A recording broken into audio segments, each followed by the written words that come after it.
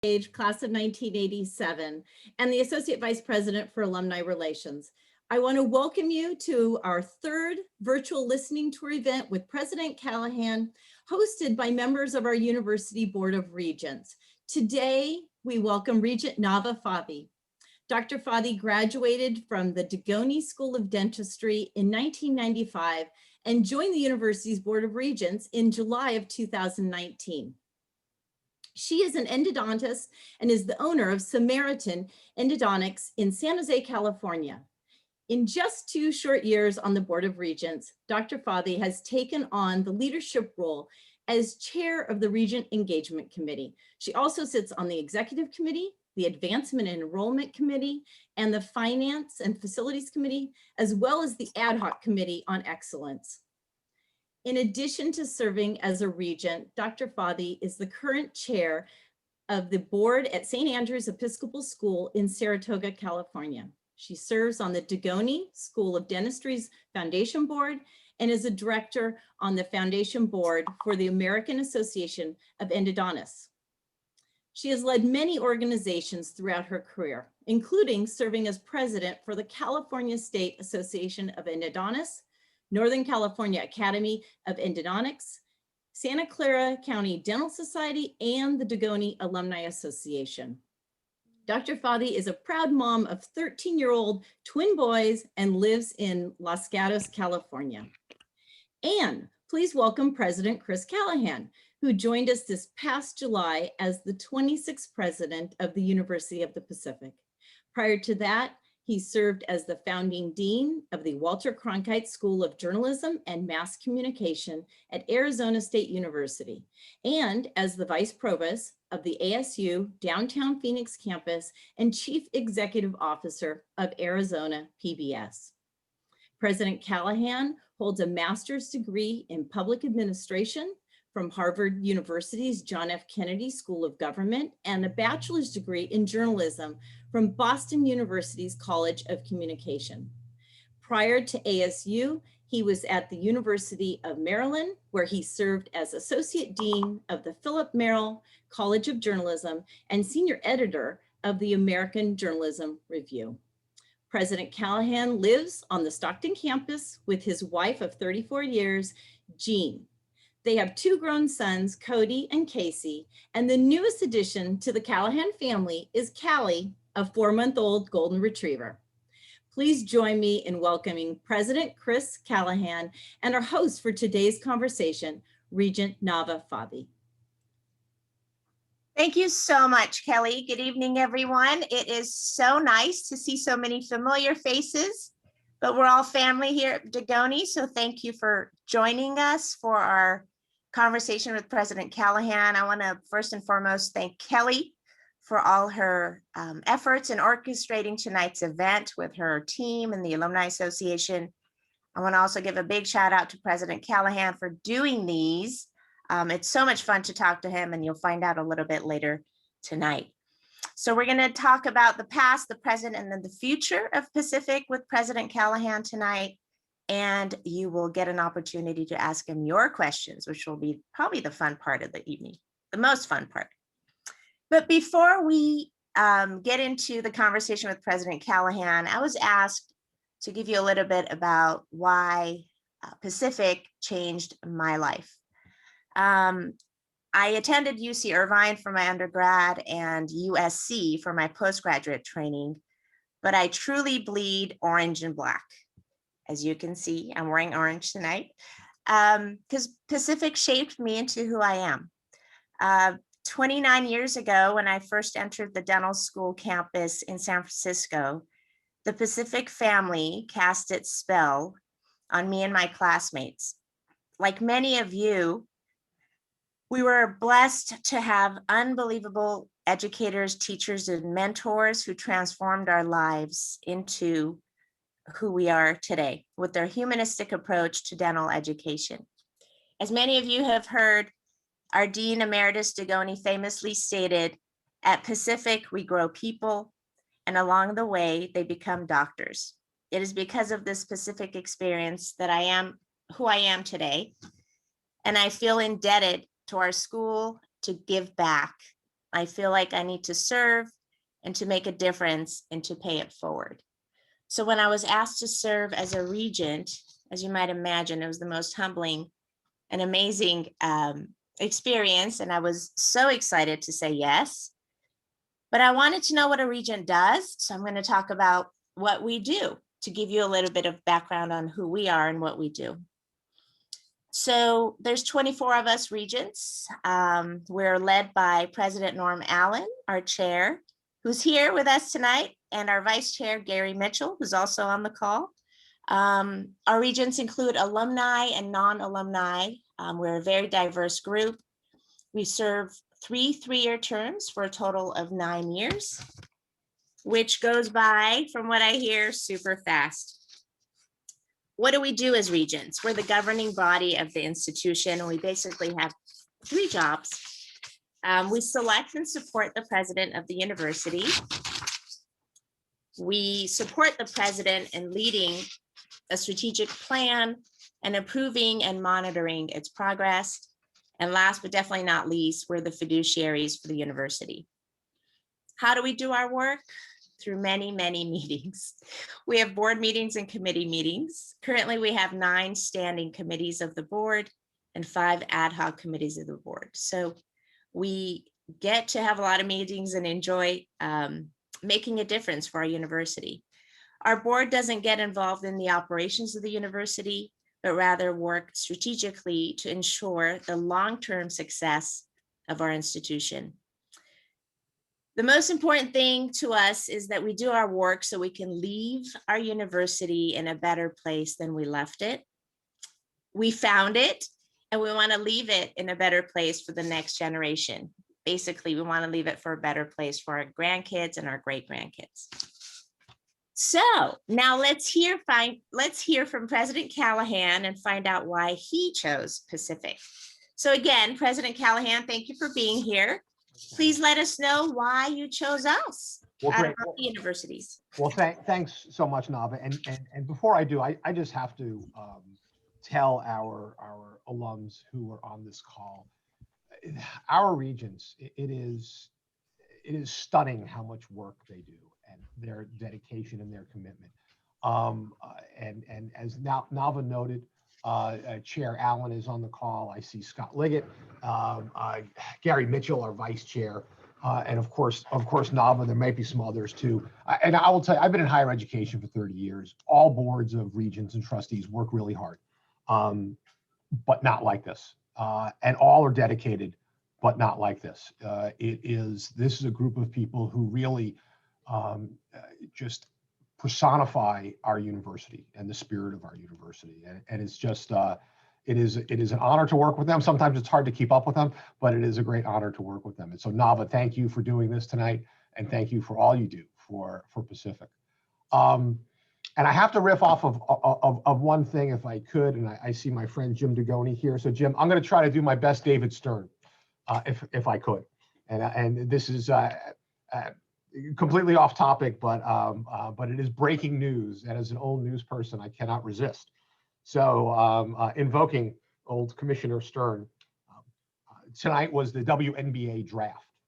So, and as Stern might have said, with the 25th pick in the WNBA draft, the New York Liberty selects Valerie Higgins, guard, University of the Pacific. Let me tell you, this is, it's wonderful, of course. This is the very first time a Pacific player has been drafted by the WNBA. And I can tell you that there is no better representative of Pacific than Val. Jean and I, this has been such a hard year on everybody. And of course, the players played without any fans. So Jean and I tried to get to every home game. Sit up in the rafters, and they would see us, and we got to see Val play, and it was just wonderful to experience that, to see her passion, her dedication. She's a terrific student, and she's a great leader, and this is really a sort of a historic night, if you will, for Pacific. So thank you for indulging me. I'm just really, I'm just happy for Val. For Coach Bradley Davis, who's done just such a remarkable job, for AD Janet Lucas, who continues to grow the programs in all different ways. It's just, it's a Pacific proud moment. So I will leave it at that. So Nava, thank you for indulging me for that. And Jim, I always wanted to do the David Stern, so I'm excited. So Nava asked a very simple question, sort of why, what brought us here? What brought Jean and I? Why were we so excited to come out to Pacific? And I will tell you, it's hundreds of things, but at its core, it is a place, as you all know, as well or better than we do, a unique university, because it is in many ways two institutions of higher learning in one. You have what you all experience, what Nava talked about, these wonderful relationships, these one-on-one personalized relationships with faculty members that last not just 4 years, but very often last a lifetime. And I literally have never spoken to an alum who didn't talk about a specific professor in a specific class and how that person helped change their life. It's remarkable. So that small, intimate learning environment and these unbelievable relationships that form from them, that's one Pacific. But that environment, that unique learning environment, is set in a major university. It's not a small liberal arts college on a hill with 800 students, right? We have more than 6,000 students in 10 different colleges and more than 100 different majors and 150 different co-curricular activities and clubs and Division I sports, and all of that within the setting. And that, Nava, that's really unusual. And sometimes you'll be fortunate enough to find the one type of school, and there are lots of the other kinds of schools. Very rarely do you have those together. Now you add on top of that the fact that it's in the heart of Northern California, which is, as Jean and I are learning, a pretty amazing place to live, on what is one of America's most beautiful campuses. And we appreciate that every single day. Now we're appreciating it pretty much by ourselves, because Jean and I are kind of alone on campus, and we're looking forward to getting everybody back. But really, those are the things that brought us here, and the things that we found once we got here are these amazing people, amazing students and alumni and faculty and staff, all of whom are passionate about our university.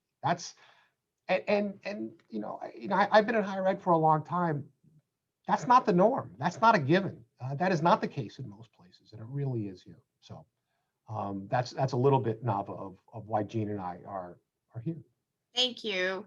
And speaking of Jean, thank you, Jean, for being on the phone, on the Zoom call tonight with us. It's great to see you. And we have a dynamic duo. The two of you are great. And Jean really likes this because she doesn't get to hear me speak enough. So this is fantastic for her, I will tell you. Is Callie going to make an appearance later, maybe? Callie might make a cameo appearance at home, Jean? Yes, I'll have to wake her up, but yes. Don't wake her up. Thank you, President Callahan. So we went through our board president selection process as a board, and you were announced as our president, and excited to join us in California. And then March of 2020 happened, COVID. And you became our president and our COVID president, if you will. Please tell us about your experience as our president during COVID, and how has that been for you? Yeah, no, it's suffice to say our grand plans for having a leisurely start and getting to learn the university was sort of thrown out the window, as you can imagine. This has been difficult for everybody, of course. I mean, this is, as I've said, this is the greatest single disruption in higher education in its history. America has had colleges and universities for 384 years. Nothing has been like this. Having said that, this university, led by its faculty and its staff, have done an unbelievable job to weather this storm. And again, with that single focus on our students. So Nava, as you know, very early on, I guess it was the second week of March, Mhm. When Gene and I were still back in Arizona, wisely, the leadership of Pacific closed down the physical campuses, the 3 campuses, sent the students home, and then very quickly flipped to remote learning. And that's, as it turns out, that's really hard to do when you have like a couple of years to plan for it. When you have 8 days, which is essentially was during spring break, that's essentially how long the faculty had. It's sort of a preposterous thing to ask, and yet it was achieved. And these faculty members, supported by our great staff, were able to continue the semester, finish the semester for our students, and then in the summer, completely retooled how they've been teaching. In some cases, as the case of my friend Gene Peterson for 50 years, completely changed what they do and how they do it. And I will tell you that this year, while the students are absolutely sick of it, as I suspect we all are, and want to be back on campus, to the student, they will tell you that they are continuing their Pacific education at a Pacific quality. They are missing all of the other things that go along with the Pacific experience, but in terms of that education, they are receiving that education at that same level. And that is a remarkable testament to our faculty and to our staff, and quite frankly, to our students who have shown perseverance and creativity of the kind that I couldn't imagine ever having when I was 18 or 19 years old. And it's been an inspiration to watch them. It really has been. And there's a lot of opportunities that are going to be coming out of what we just experienced moving forward. So not all bad, a lot of good coming out of it. But not all bad. So there was a recent discovery at Pacific, which I would love for you to share with our audience. There was a discovery of a safe in the Burns Tower with a treasure trove of original papers. What did these documents include, and will these be placed on exhibit for the alumni and our friends to view? Well, thanks for asking, Nava. And I will, I'll have to preface this by admitting I am kind of a history nerd. And Pacific, the first university in the state of California. Our history is unbelievably rich. So when we first got here, back in the day, Burns Tower was the entry point to the campus, and it's been used for different things over the years. And we decided to return to that original purpose as the visitor center, to greet a place for prospective students and their families to come as the jumping off point for their tours and their experience of Pacific. So we were renovating Burns Tower, including power washing it. You may not recognize it. It got a little nasty for a while, and it looks brand new. And then we went through the building and we're sort of cleaning up. Gene has actually been a great help, working with the contractors to build out that first floor. But as we walked around down in the basement, which I will tell you, if you haven't been in the Burns Tower basement, you don't need to. It's a cellar. It's pretty nasty. But all the way in the corner was an old safe. Looking at this, and so we asked around, and I went to all my go-to people. It's like, who knows about the safe? So I went to Judy Chambers. Judy, you know about the safe? She knew about it, but she didn't have any information. And I went to Don DeRosa. I went to our historian, Phil Gilbertson. I went to Gene Pearson, our longest tenured faculty member, and nobody really knew. So we tried to open it. We actually had the combination, but it did not work, and we couldn't open it. So finally, our police have a great relationship with Stockton Fire, and they do some training on our campus. And one day, I got a text from Chief Bedford and said, "Hey, Stockton Fire is going to open up the safe with the jaws of life." I'm like, oh, I gotta see this. So they did. They opened it up, and inside were an odd assortment of things. It's funny what people think are valuable. Mike Wirtz, our archivist, said it probably, given what was in there, it probably hadn't been opened since 1971. And the first thing I saw, there was a box of papers, and I opened it and I turned to the first page, and that first page was the very first Board of Trustees meeting of University of Pacific, January 6th, 1851. In Phil Gilbertson's book, Phil talks about these missing papers and says, you know, the history of how the university started those first years, 1851 to 1854, it's very sketchy because we don't have the minutes. And in there were the recorded minutes in this beautiful handwritten ledger. And that is, I just had goosebumps. It was just marvelous. And so Nava, Mike Wirtz is now getting everything sort of cataloging, figuring out what we have. And indeed, we will be displaying some of the cooler artifacts, including those original papers, once Mike finishes doing his archival thing. That must have been an amazing day, just finding all those treasures. Can't wait to see them, especially the Board of Trustees. Yes, no, it's really cool. The first person I texted was Norm because Norm is the quintessential Pacifican, and you know, sometimes it's hard to get Norm excited. Norm was excited about this, so it was great. That's awesome. So let's talk about Pacific Roars. We have an exciting celebration coming up this fall, and I would love for you to share with our group what that's all about. Yeah, thanks, Nava. So we've been working on this for a while. It's actually an idea that came from one of our regents, Randy Bass, also an alum now at Georgetown University. And the idea is, can we bring back students early? But we're really worried about our students, and especially the sophomores, you know, the rising sophomores, who will have finished 25% of their Pacific education without being at Pacific, right? Their freshman year is gone. So we were hoping to offer an opportunity for them, and also incoming freshmen and upperclassmen, anybody who wanted to come back 5 weeks early, offer some special classes, have a lot of different co-curricular activities, and in effect, sort of get reoriented to the world, because they've been doing college from their childhood bedroom for the last 15 months, and they're ready to get out. So on July 17th, we're going to move in. Any students who want to move in to their room assignments, they're going to sign up for classes. We have some of our best faculty members teaching because we've asked them, including one who is very much not our best faculty member, but I'm going to be teaching a course on leadership in the Eberhard School.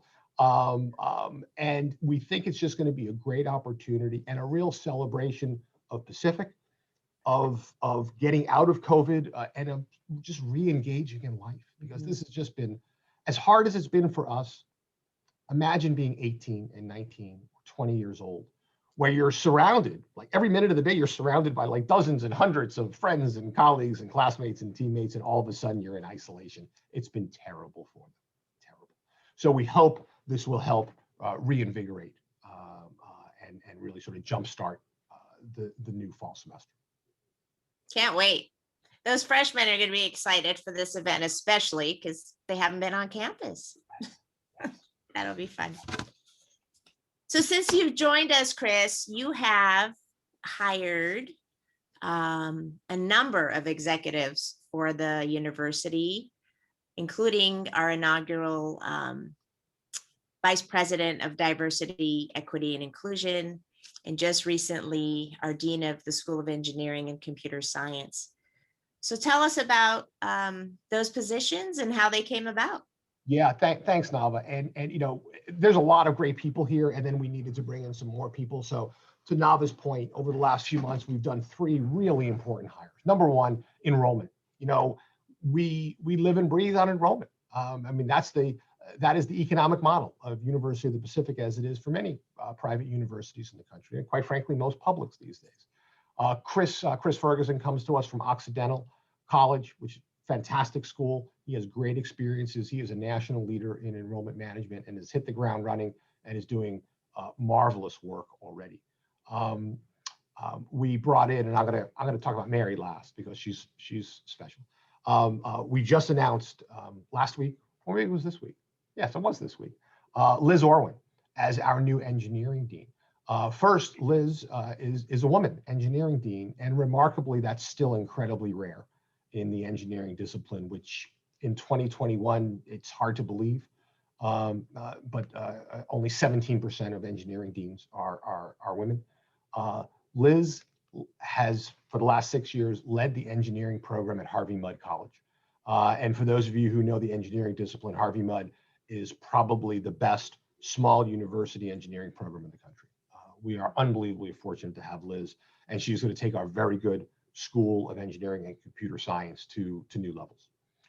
And then there's Mary Wardell. And Mary is, as Nava noted, our first Vice President of Diversity, Equity, and Inclusion. It's a position that we created because we think these issues are so important. Most universities have a Chief Diversity Officer. Very few have that person on the cabinet level on the Vice President cabinet level, which is where this position is going to be with Mary. Mary comes to us from University of San Francisco, which is a model for diversity, equity, and inclusion across the country. She's been leading DEI there for 10 years, has a rich history in higher education, and perhaps most importantly, she's a Stockton native. She is a Pacific graduate and went through our CIP program. She is one of us. And I cannot tell you how excited we are. I was just talking, Norm and I and Mary were sort of on an email thread just before, because she's not supposed to be working, but she's already working. So we're just really excited. Within the next couple of weeks, we'll announce a new Vice President for Student Life. And while I can't tell you who it is, I can tell you the finalist candidates were stunningly good. These are great national higher ed leaders who are going to make a difference right from the get-go here at Pacific. We're excited to work with Mary on DEI as a board as well. So that will be great work that we have ahead of us. So now we get to have our alumni and our guests here tonight ask you their questions. Great. All right, wonderful. So for everyone who is new to Zoom or has been on with us before, go ahead and use the reactions tab to raise your hand, and that way we can see who's calling on questions.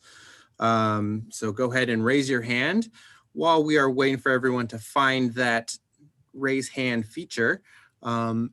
We do have a number of questions that were submitted ahead of time. And so Ann Stedler from Callison, if you would unmute yourself, we will go ahead and have you ask your question.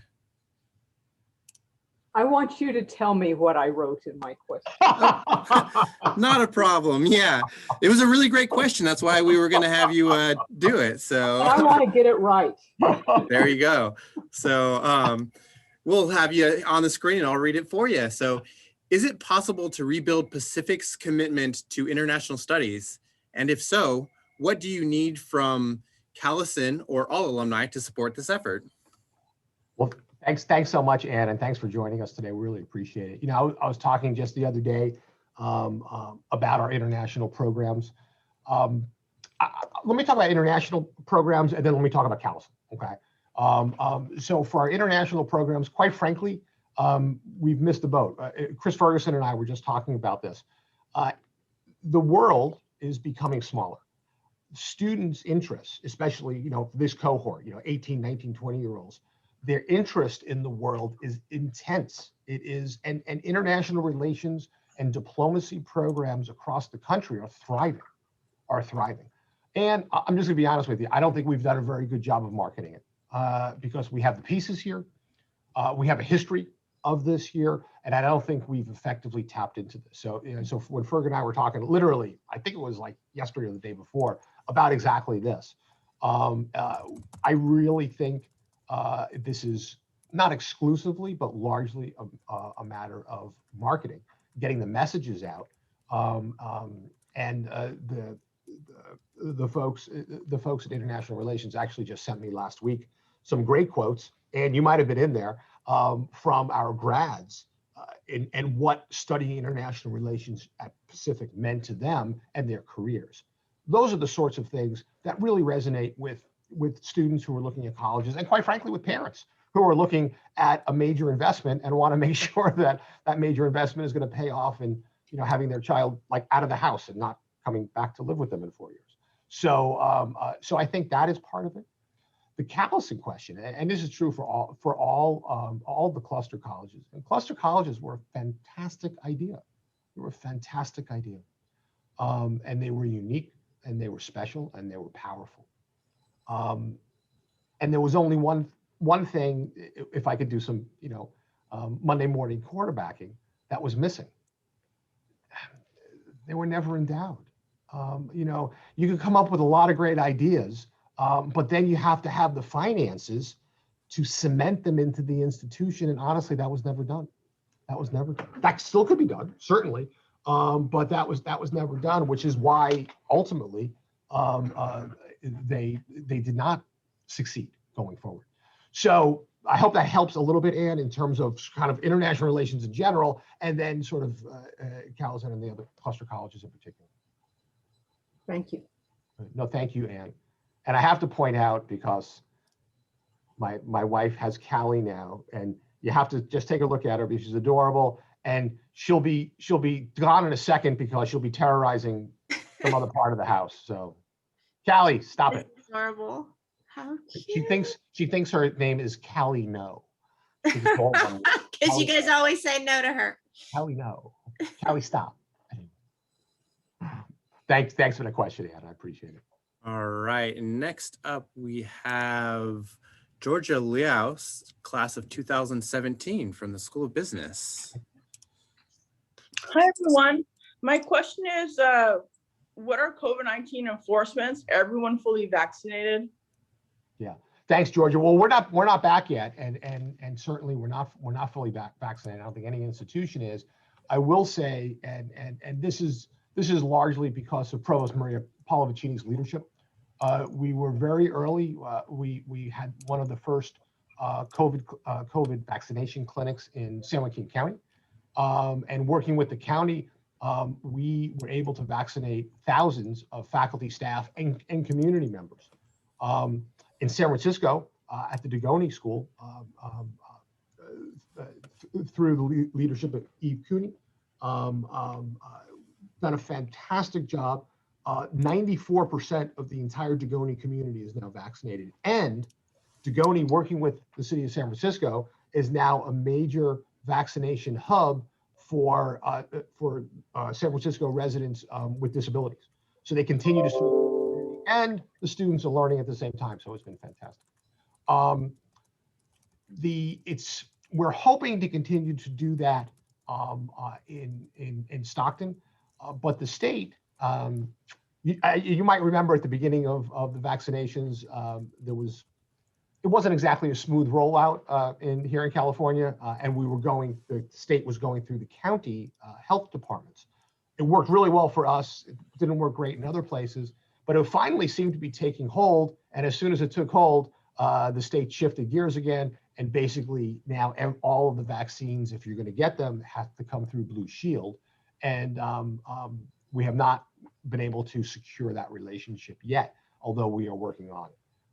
And actually, one of our regents, who has great connectivity to an executive there, has been helping us every day to try to get that, because we hope to do that. And our hope is now, as of today, 16 and older in California are eligible to get vaccinated. They just need to have the access to it. We hope we can continue to get those supplies and have the entire community vaccinated in short order.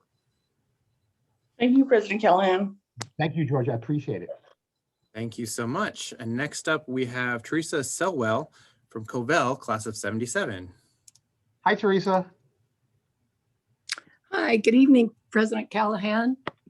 Thanks for joining.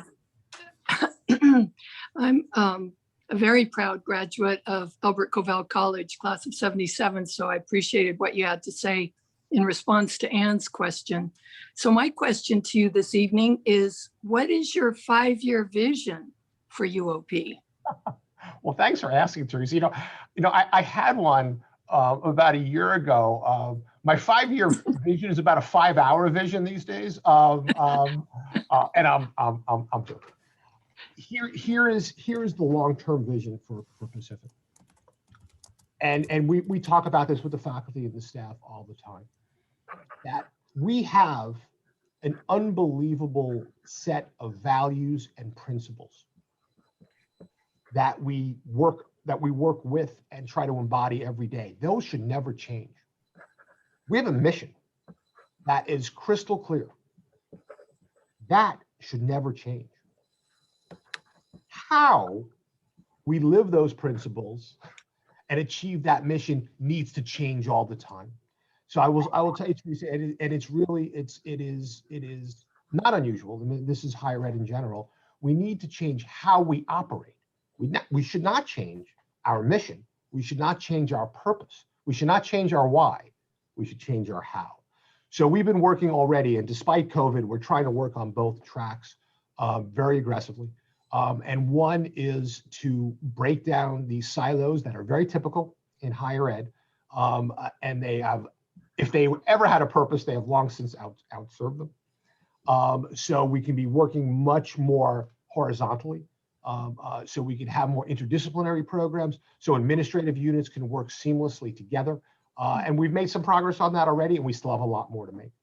The second thing we need to do is we need to find new revenue streams. College tuition everywhere, including at Pacific, but across the United States, is too high, and it's reaching its ceiling. Right? There's only so much you can raise tuition.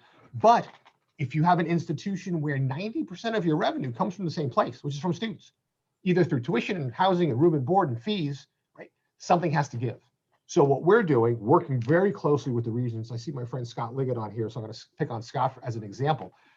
We have a series of 11, and hopefully we'll be growing initiatives, most of which have nothing to do with our main mission, but they are designed to drive new revenue streams so we can take that new revenue and put it back into what it turns out is very expensive educational programs.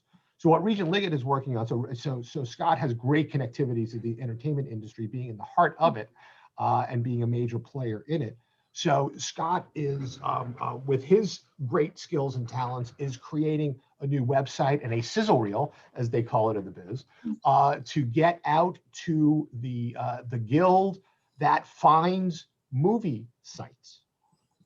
So we can get back on that radar. So Teresa, and you might remember, right? It wasn't that long ago where the movie industry would flock to Stockton to shoot on this campus, right? Because we are the only university in the entire West Coast that has collegiate Gothic architecture.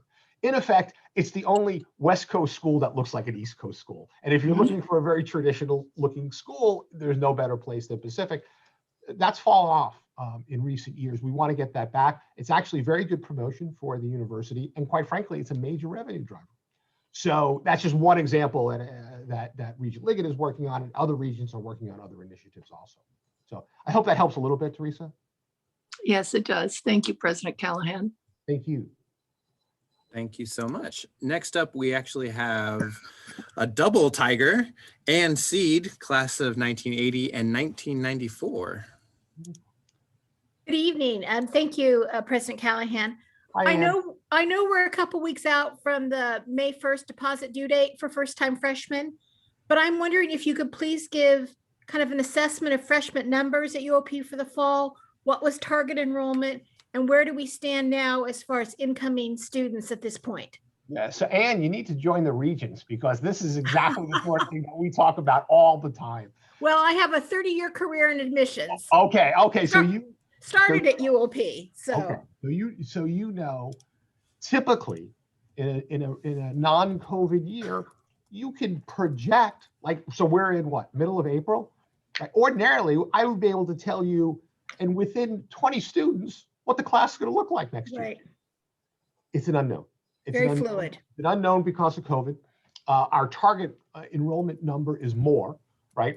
Sort of more students. And we're trying to work on a couple of different levels. So one is, and in the past, we're trying to, the enrollment strategy had been in recent years sort of more applications. And as you know, Ann, you're in the business, right? Well, more applications doesn't necessarily mean more students.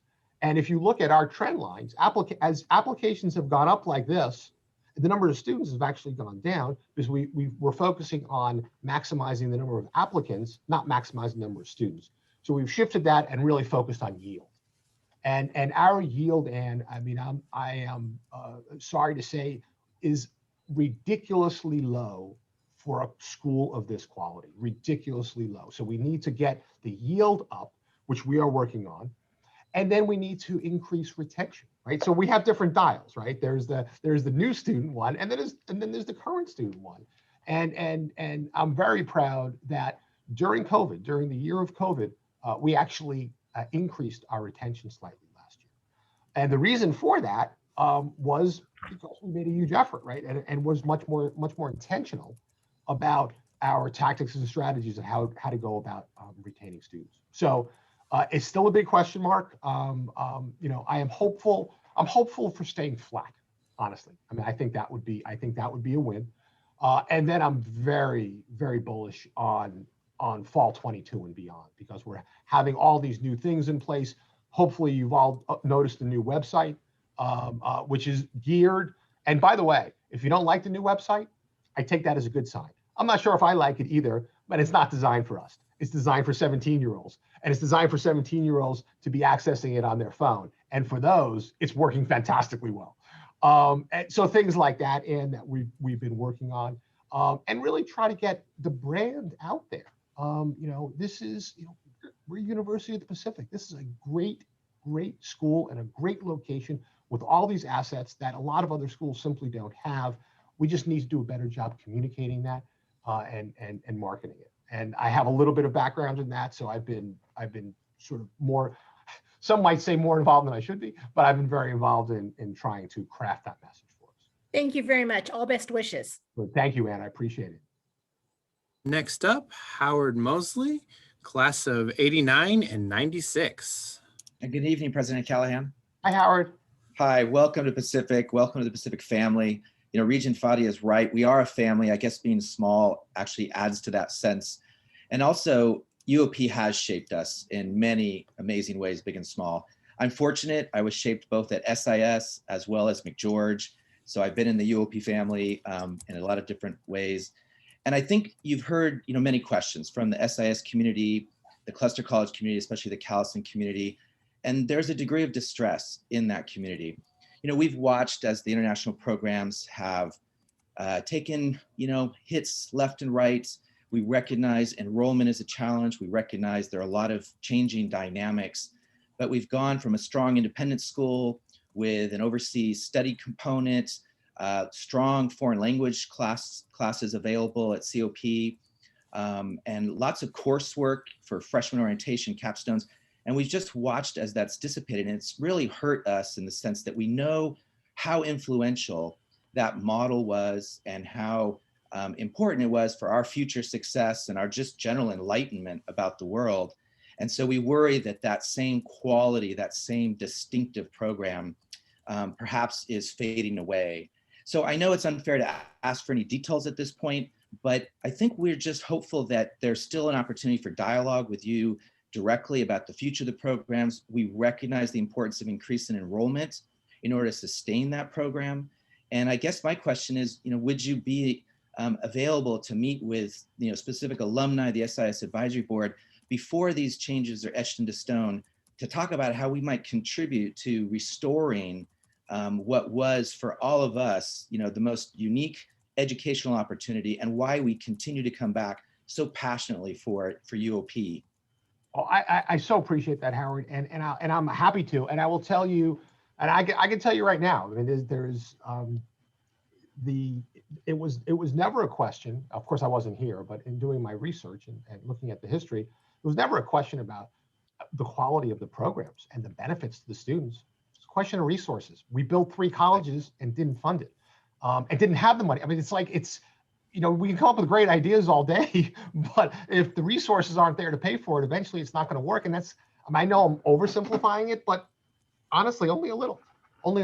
So I'm going to be working on a track of building back international relations, because we're going to do that no matter what.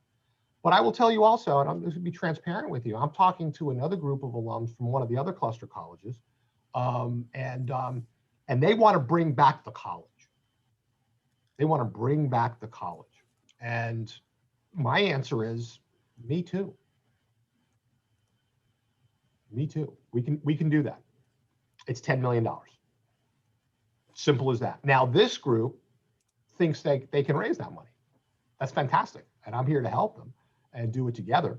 But to me, there's a difference between let's restore the college, and let's focus on the discipline to able to, and it's really two different things. And I'm an advocate of both. One, I think we can do through smart marketing and in interior, structural design in the curriculum, and the other is a development fundraising challenge. Thank you. Appreciate the opportunity to keep communicating about how we can basically achieve both goals, because we're all savvy enough, I think, as alumni for all these years to understand the real world. We've all dealt with it in our communities, and you have real world challenges as well. And, we want to help with those if it can provide future students with the same amazing educational experience that we had. Couldn't agree more. Thank you, Howard. I appreciate it. And I appreciate you being here tonight. All right, thank you very much. And we're gonna have one last question from Craig Yarbrough, class of 77, 80, and 99. Means I'm old. Hey, Craig. Nava, great job leading tonight. Thank you. As a member of one of the three schools I attended. Chris, I've thrown you softball questions in the past, and I'll throw you another one, but it really is a challenge to all of us as the audience here. Tell us what we can do to drive students to Pacific. And my sense is what I'd like to hear is your elevator speech. So it's short and concise. And then as a consequence, I think people, at least from Chris Ferguson, who is doing a great job in admissions, is saying that it's such a great opportunity to tour the school. When do you perhaps expect tours to be available again so that we can take these people we're mentoring and come to Stockton? Well, thanks, Craig. We have restarted our tours in a limited way. So a week ago, last Monday, we're basically doing 1 and 2 family tours at a time. We're now expanding it 7 days a week. So you let me know if there's folks that we want to bring down, and we'll make it happen.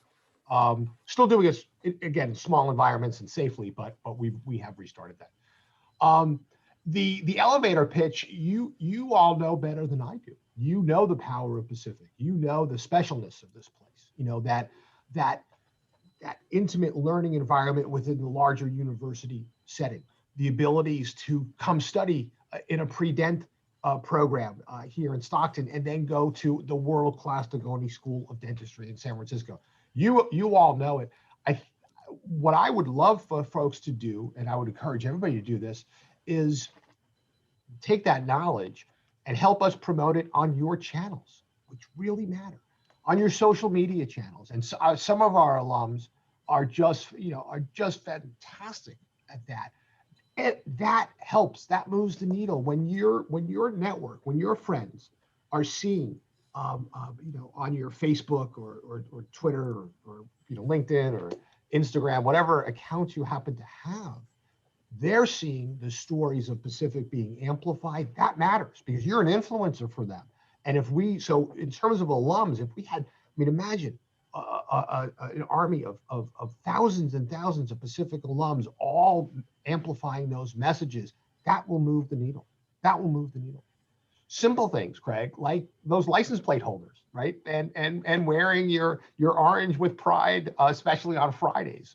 Huge advantages. That really moves the needle. And then, of course, Craig, and the business that you and I are in is alumni giving, and you'll see the Pacific Gives logo behind me. That's a big part of our future. And if I could talk, Nava, should we jump into, because Nava and I were going to talk about this, and I don't know, is this a good time to be talking about the Pacific Gives and alumni? I was going to say this was perfect segue. Okay.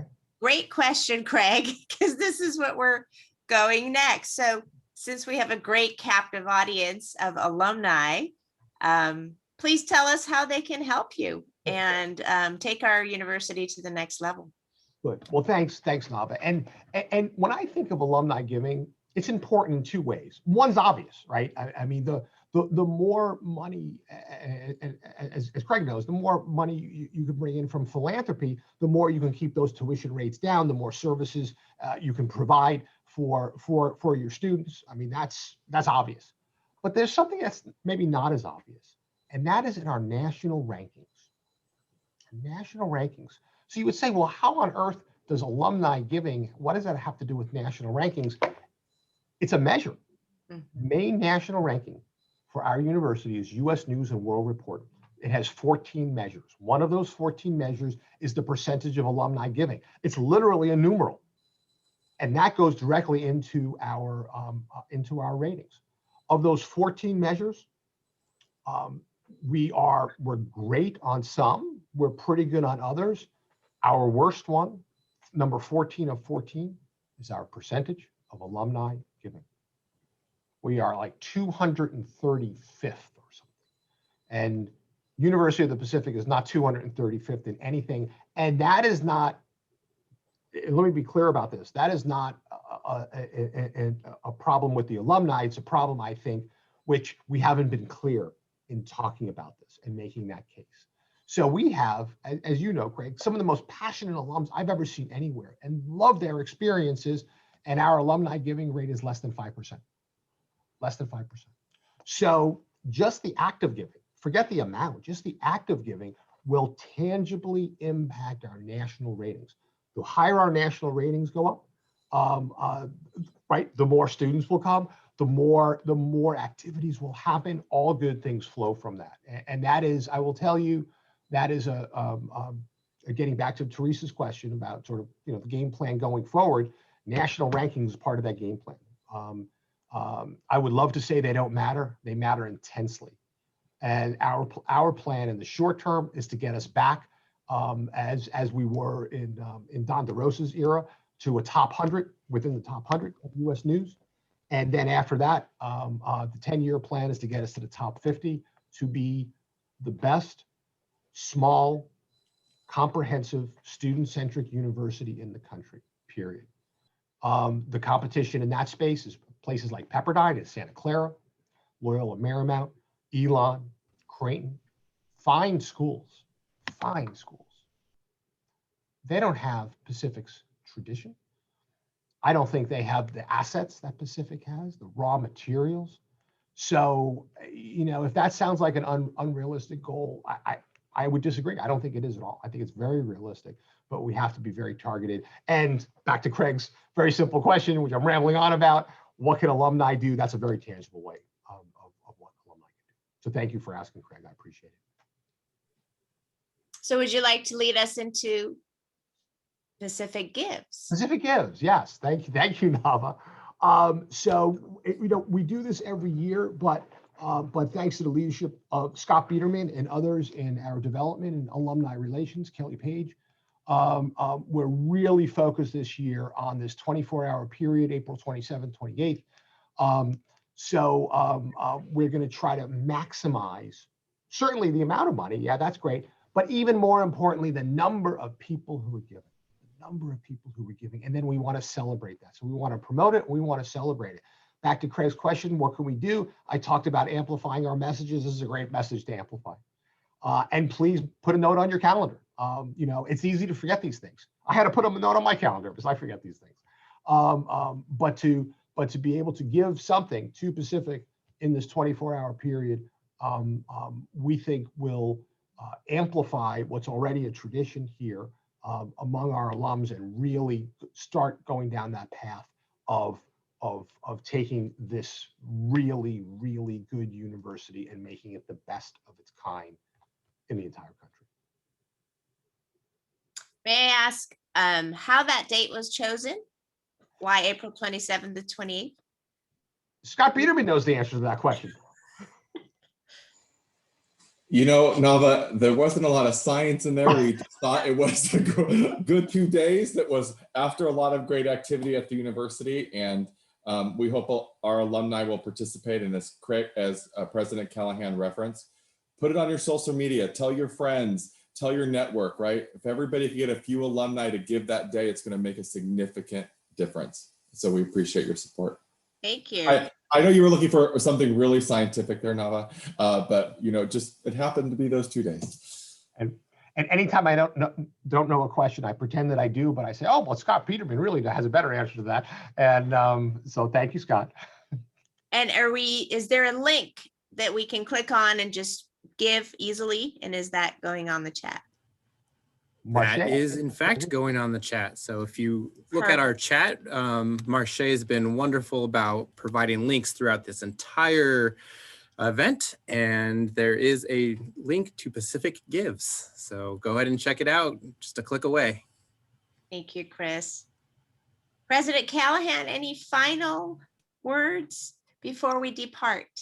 Just two thoughts, Nava. First of all, thank you to you for hosting us tonight. This has been an absolute treat. And thanks to all of you who taking your time out of a busy schedule. I know we're all sick of being on Zoom, but here you are supporting Pacific, supporting the school that you love, and that just means the world to us. So thank you all so much. And I have to tell you, I'm always energized by these conversations with our alums, because I could just feel your passion for Pacific. It's a marvelous thing. I couldn't agree with you more. And you're incredibly fun to talk to and an amazing communicator. And I'm so grateful for our alumni for being on this Zoom tonight, and looking forward to the future conversations with you moving forward. So thank you to everyone who joined us tonight. Thank you for spending time, an hour with us. Enjoy the rest of your evening and have a wonderful weekend. Take care. Good night.